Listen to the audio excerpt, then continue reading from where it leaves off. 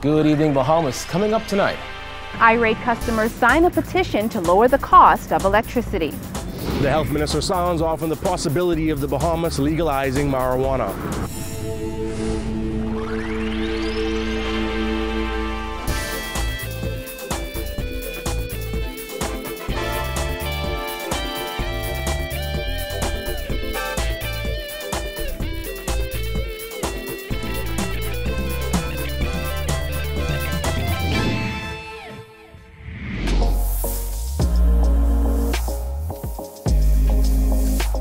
Our News is brought to you by Alive. Welcome to Our News and thanks for joining us. I'm Kyle WALKINE. Following months of ducking and dodging by Prime Minister Dr. HUBERT MINNIS on the progress of a promised investigation into the removal of the entire board at Bahamas Power and Light, his press secretary admitted today that probe hasn't even begun. The revelation by Anthony NEWBOLD comes one day after MINNIS was dismissive of a NASA Guardian reporter who asked for an update. He said when MINNIS gets the ball rolling, the public will know. The Prime Minister will tell you who he's appointed, when he's appointed them. But as of the moment, there's no update per se. One day after the Prime Minister refused to respond to reported requests for an update on that BPL probe, it turns out the promised investigation hasn't even been launched. In fact, according to the Prime Minister's press secretary, no one has even been selected to look into what led to the unprecedented dismissal of the entire BPL board and an ensuing public feud. What was the last information you received about it? Just what I just told you. So we don't, I mean, it just sounds to me like there is no probe. At the moment, no, there isn't any probe right now. As I said, he will tell you when he's appointed, whom he's appointed, and what their remit is. Right now, the mandate for BPL is make sure you keep the electricity on so we don't have any blackouts. But let's rewind to August 22nd. In the midst of a heated back and forth between Works Minister Desmond Bannister and three of the recently terminated board members, the Prime Minister, while touring the Grand LEGALIZATION resort on Grand Bahama, announced his intention for the probe. The government will initiate a proper investigation into the BPL saga, and when we complete that investigation, that will be made readily available to you. However, when weeks flew by with still no details on the terms of that BPL investigation, projected costs and timelines, reporters decided to ask MINNIS again. He insisted he was committed to a proper investigation. Investigations are going on, so I would not want to preempt any investigators. But you're watching closely from... I and the rest of the Bahamas are watching. Electricity is too expensive in this country. But more than 2 months later, when asked for an update on that probe by a member of our news team on Monday, MINNIS shot it down. What did I get to do it over there? Over the hill, Travis. And what I asked about. Okay, well, I answered you. Back in August, the entire board of BPL was disbanded. The Works Minister said the relationships within the board had broken down and the board had locked horns on almost every issue.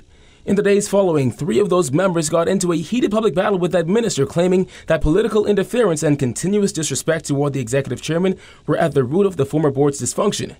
And Tuesday afternoon, during his weekly press briefing, the press secretary was grilled by members of the media for answers. Would you say the criticism that the Prime Minister only promised this probe to placate the anger in the public at the time, but had no intention of having a probe done? No, I wouldn't say that. Because that's not what he's indicated to me. He says, I want a investigation of what happened and I will have one. So, no, I wouldn't say that that is why he said that. He said it because that's what he intends to do. So just for clarification, there will be probing? That's what the Prime Minister says. Will it happen this term? We certainly hope so. Meanwhile, more than 10,000 angry BPL customers have signed an online petition demanding that immediate action be taken to address exorbitant electricity bills. Jillian Gray has that. The irate customers shared their concerns under a new petition on change.org entitled "Fix the Electricity Costs. 70% is a threat to our livelihood." One person lamented that she's a single parent on a fixed income, asserting, "I can't afford increases unless they are planning on raising minimum wage." Another expressed that affordable electricity is not a want, but a need. This morning, the petition had just over 5,000 signatures, and by the end of the day, it topped 10,000 1,000 signatures and still rising. Now, when our news team took to the streets, we met senior citizen MINNIS Skippings, who said she's the sole breadwinner of her family and the rising cost of electricity has taken a toll on her pocket. Take for instance, the light bill is $200 and some, and if you're only getting like $700 from your pension, that's a part of that. The spike in electricity bills are said to be the result of rising fuel costs coupled with recent fires at BPL's Clifton Pier plant. On social media, one resident said the Bahamas needs to be off the grid. Solar just makes sense for our nation. Another posed the question, why should we cover the cost of your lack of planning? This resident, who wanted to remain anonymous, agreed with that statement, adding the problem of affordable electricity is not new and what is happening now is only the effect of poor planning. They should have had some kind of alternative power supply, for example, renewable energy like solar panels. Some kind of wind turbine, some kind of hydraulic turbines. They should have had something in place by now. Executive Director of the Organization for Responsible Governance, Matthew AUBRY, said Bahamians are understandably upset, adding BPL should not have taken a reactive approach to rising energy costs. There's not necessarily a lot of information going back and forth on this. So when something like this happens, and this outcry came really related to the citizens' outcry, it wasn't put forward from BPL, that kind of reactive communication leads to negative perceptions, it leads to fear, it leads to concern, and so you'll see the petition online is skyrocketing. People really are concerned because at the end of the day, how far can they go to stretch their budgets? AUBRY said public education should have happened months ago and added that there should be more conversation with the private sector about renewable energy. We recently had conversations with folks from the Bahamas Chamber of Commerce as they were related and talked about some of the opportunities for moving to renewable. And they're talking about things happening much slower than they would have liked. And we have people, you see it all over social media, people are talking about a need and an interest in getting into a place where they can be more sustainable in their own lives, where we can reduce our carbon footprint. BPL's chairman yesterday encouraged customers to conserve energy by turning off their lights and getting more energy-efficient appliances. Reporting for our News, I'm Jillian Gray. All right, thanks, Jillian. Well, the investigation into 3 fires that impacted Bahamas Power and Light's Clifton Pier and Blue Hills power plants is still ongoing. Those fires left the power company with 2 units down and consumers with exorbitantly high light bills. According to BPL Chairman Dr. DONOVAN, MOXEY, insurers are now evaluating the damage. A lot of people ask about the fires, and technically that's still in the hands of the insurance companies. We don't have access to those assets yet, and we want to remain outside of that investigation, let them complete what they're doing, and as soon as those assets are handed over to us, we'll make some determinations of how quickly we can get them back online. Hopefully we can get both of them back online, but we don't know that yet. Last month, Chief Fire Officer Superintendent Thomas Lightbourne said the investigation was in the final stages of completion, but there are some final matters to deal with. Lightbourne indicated that investigators wanted to make sure that as a result of their findings, the necessary recommendations and remediation will take place at BPL. Investigators have not ruled out arson in relation to the Clifton fires. The first fire erupted around 10:30 p.m. on Saturday, September 7th, and caused damage to Station C, which houses 2 of the largest generators, prompting BPL to load shed throughout New Providence. Firefighters responded to 2 additional fires in the same area days after. While the first fire caused significant damage to the plant, BPL said the second and third fires were minor, and no additional damage was caused as a result. In other news, 3 young men appearing in the magistrate's court today on multiple charges. 19-year-old Alvin Morley in the brown shirt was charged with 2 counts of armed robbery, 1 count of attempted murder, 1 count of attempted armed robbery, 1 count of conspiracy to commit armed robbery, and 2 counts of ammunition possession. Meanwhile, 21-year-old Dion Giles in the gray was charged with 8 counts of armed robbery, 2 counts of attempted murder, 2 counts of attempted armed robbery, 2 counts of possession of ammunition, and 3 counts of conspiracy to commit armed robbery. 19-year-old Jarvis Smith in the orange was charged with 3 counts of armed robbery, 1 count of attempted armed robbery, and 1 count of conspiracy to commit armed robbery.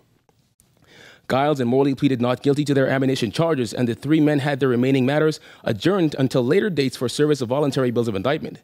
They were all remanded to the Bahamas Department of Corrections. Morley's attorney, David Cash, told Chief Magistrate Joyanne Ferguson Pratt that he was not allowed to meet privately with his client at CDU, which he contended was a violation of Morley's constitutional rights. Ferguson Pratt also noted that Morley appeared before her with soiled trousers. Smith, through his attorney Keith Seymour, also claimed that he was beaten by police, telling the court that the back of his head and nose were swollen. Giles, who was not represented by an attorney, told Ferguson Pratt that he was beaten and forced to say certain things while at CDU. The chief magistrate, noting the defendant's concerns, ordered that they be taken to PMH for treatment before being transported to prison. Well, weeks after the National Economic Council approved Disney Cruise Line's controversial proposal for Lighthouse Point in Eleuthera, negotiations are underway for a heads-of agreement. Press Secretary Anthony Newbold gave this update. I know that they met, the Prime Minister met with them last week. They're probably right now working on the heads, and some other things will come out of those heads. EIE probably. The specific point they are, unfortunately, maybe I'm not going to tell you on camera, but I can tell you after I leave here. I have some notes. I can tell you where they are. The Marijuana Committee recently got its charge from Health Minister Dr. DUANE Sands. With more on this, here's Jared Higgs. The world isn't going anywhere. Marijuana's been around for thousands of years. Why would 2 days or 3 days make a difference?